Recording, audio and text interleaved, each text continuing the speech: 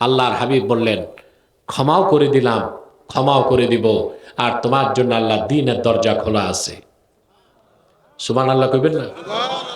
আরে মিয়া, পুরুষের কণ্ঠে কোন সুবহানাল্লাহ।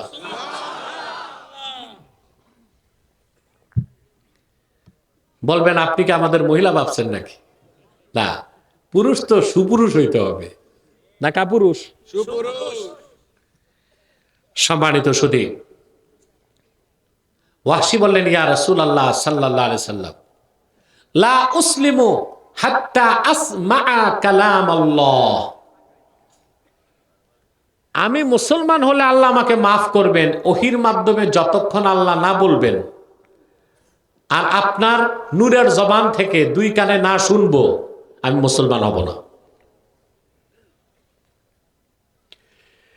আল্লাহর পক্ষ থেকে কোরআনের আয়াত নাজিল হয়ে গেল, والذين لا يدعون مع الله إلها آخر ولا يقتلون النفس التي حرم الله إلا بالحق ولا يزنون ومن يفعل ذلك يلقى أثاما।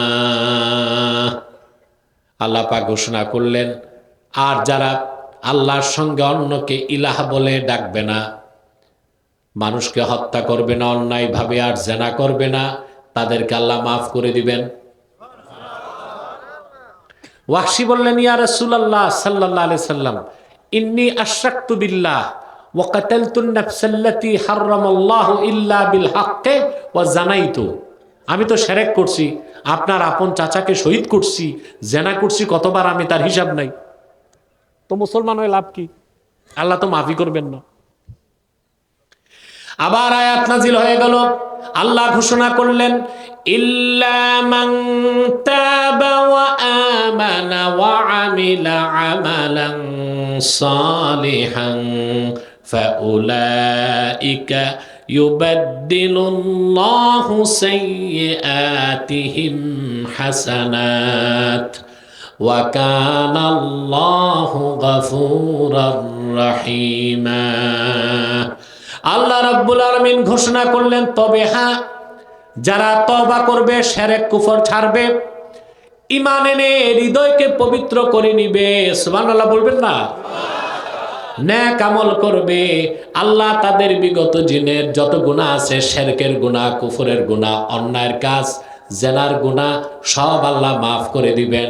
শুধু তাই নয়, আল্লাহ রাব্বুল আলামিন তাদের জীবনের গুনাহগুলোকে নেকের দ্বারা বদল করে দিবেন। ওয়াহশী বললেন, ইয়া রাসূলুল্লাহ সাল্লাল্লাহু আলাইহি সাল্লাম, এখনো মুসলমান হইতে পারছি না। আল্লাহর হাবিব বললেন, কেন? তো ওয়াহশী বলল, ইয়া রাসূলুল্লাহ সাল্লাল্লাহু আলাইহি সাল্লাম, ইন্নী আরা ফীহি শারতান ফাহুয়াল আমালু সালিহ। আমি তো শর্ত দেখতেছি, শর্ত থাকলে মুসলমান হব কেমন করে? আল্লাহ তো বলছেন ঈমান আনার পর নেক আমল করতে হবে। আমি শিরক কুফর ছাড়বো, ঈমান আনবো, তবে নেক আমল করতে পারবো কিনা ভরসা নাই। ভরসা। এবার আল্লাহর পক্ষ থেকে আয়াত নাজিল হয়ে গেল, ইন্নাল্লাহা লা ইয়াগফিরু আন ইউশরাকা বিহি ওয়া ইয়াগফিরু মা দুনা যালিকা লিমান ইয়াশা। আল্লাহ পাক ঘোষণা করে দিলেন, নিশ্চয়ই মহান আল্লাহর সঙ্গে যারা শিরক করবে, কোন ব্যক্তি বা বস্তুকে শরীক করবে, কখনো আল্লাহ শিরকের গুনাহ মাফ করবেন না, কুফরের গুনাহ মাফ করবেন না। এছাড়া বান্দা যত বড় গুনাহ করুক না কেন, আল্লাহ তাদের মধ্যে যাকে চান তারে মাফ করে জান্নাত দিয়ে দিবেন। ওয়াহশী বললেন, ইয়া রাসূলুল্লাহ সাল্লাল্লাহু আলাইহি সাল্লাম, এখনো মুসলমান হইতে পারছি না। আল্লাহর হাবিব বললেন, কেন? তো ওয়াহশী বলল, ইয়া রাসূলুল্লাহ সাল্লাল্লাহু আলাইহি সাল্লাম, আল্লাহ তো বলেছেন ইয়াগফিরু লিমান ইয়াশা, আল্লাহ যারে চান তারে মাফ করবেন, আমাকে যদি না চান। সুবহানাল্লাহ কইবেন? সুবহানাল্লাহ। আমাকে যদি না চান। আহা, সুবহানাল্লাহ। আল্লাহর হাবিবের সাহাবীগণ আল্লাহর কাছ থেকে জান্নাত লেখাই নিয়েছিলেন। এবার আল্লাহর পক্ষ থেকে চূড়ান্ত আয়াত সিদ্ধান্ত নাজিল হয়ে গেল। আল্লাহ ঘোষণা করলেন, قل يا عبادي الذين أسرفوا على أنفسهم لا تقنطوا من رحمة الله إن الله يغفر الذنوب جميعا إنه هو الغفور الرحيم। আল্লাহ রাব্বুল আলামিন বললেন, প্রিয় হাবিব মুহাম্মদ সাল্লাল্লাহু আলাইহি ওয়াসাল্লাম, আপনি ডাক দিয়ে বলুন, হে আমার বান্দারা, তোমরা যারা নিজেদের উপর জুলুম করেছো, তোমরা আল্লাহর রহমত থেকে নিরাশ হয়ো না। সুবহানাল্লাহ বলেন।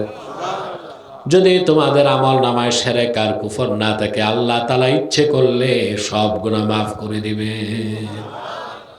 ওয়াসি বললেন, আর বাধা নাই আমার, হাতি ইয়াদাক উবাইউকা ইয়া রাসূলুল্লাহ সাল্লাল্লাহু আলাইহি ওয়াসাল্লাম, আয় আল্লাহর রাসূল, আপনার নূরের হাতটা বাড়ায় দেন, আর দেরি করতে চাই না।